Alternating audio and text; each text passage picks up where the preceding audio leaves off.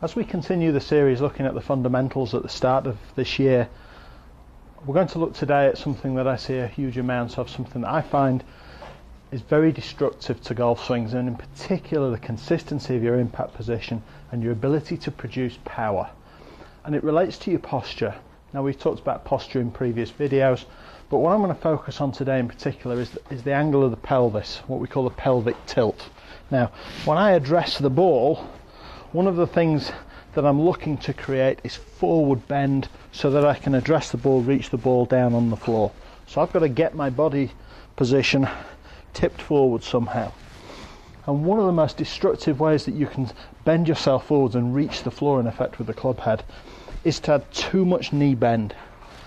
Because what happens is your pelvis works too much underneath your body as your knees bend, and the lower part of your spine now is too vertical. And the only way I can now reach the ground where the ball is with the club head is to round my shoulders over, bend over from much higher up, more below my rib cage, upper sort of waist area if you like, and create a very rounded, hunched looking posture. Now the problem with this is twofold. Number one, it severely restricts and limits the amount of rotation you can create. So we're not able to coil or turn the body, particularly the upper torso, in a very effective way at all. Secondly, it gets you into a position in the backswing where it's very difficult to return the club consistently to the ground ball at the correct height. So in other words, it's very difficult to accurately hit downwards on the ball, strike the ball first, take a small divot afterwards, particularly with your irons. So what happens?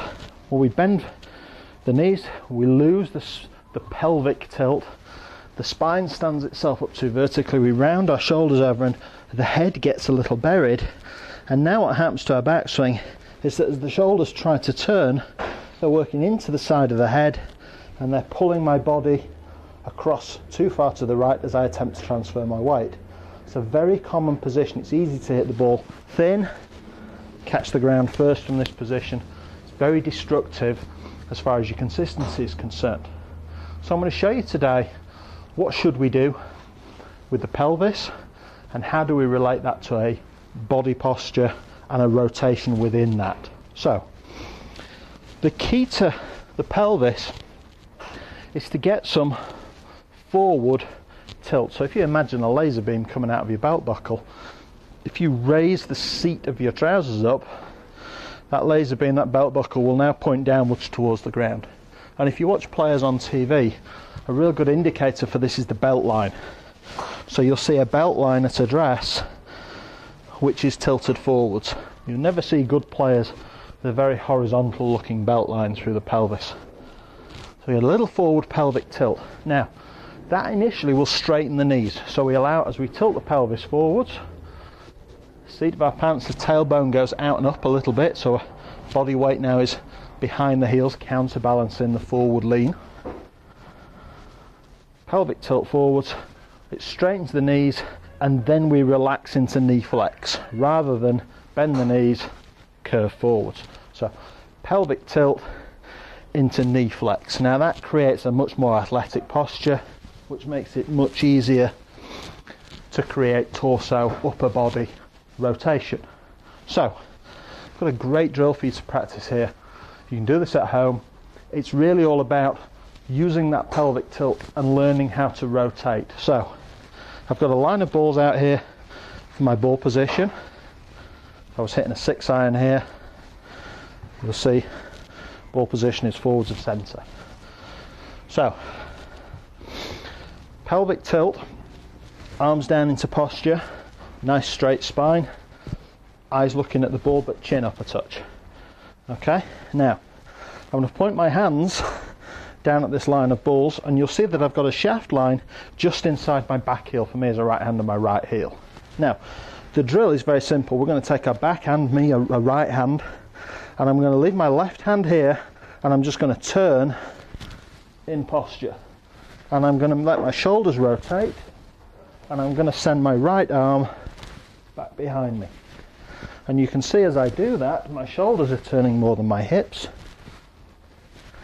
and I'm creating upper body rotation. Now here's the key from an accuracy of striking point of view. we have a boundary as to how far we want to go behind the ball. And what I want you to think about is we're trying to turn inside our shoelaces. So on the backswing, we want the upper body to rotate inside the shoelaces, and we want to keep the upper torso and the head inside that shaft line. So as I rotate, my hand now points between the shaft and the ball, a couple of inches behind the ball there. That's good weight shift, but I haven't moved myself away and off the ball a distance that I can't recover on the forward swing. So from an accuracy point of view, a ball striking point of view, and the creation of power, rotation within posture is a critical issue. Create the correct pelvic tilt.